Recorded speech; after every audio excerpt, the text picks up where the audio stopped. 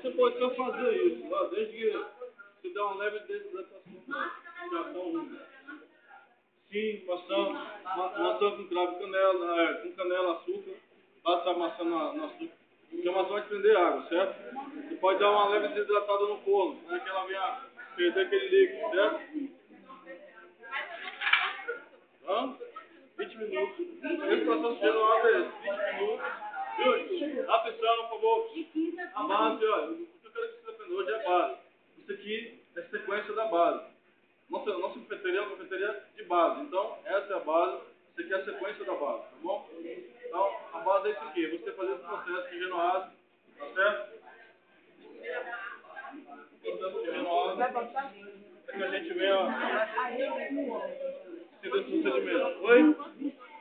20 minutos. Esse é o processo.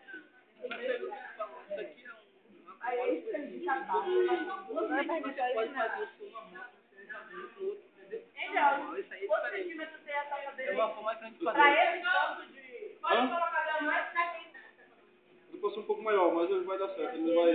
Hã? Eu não sei o tamanho dela. Oi? O quê?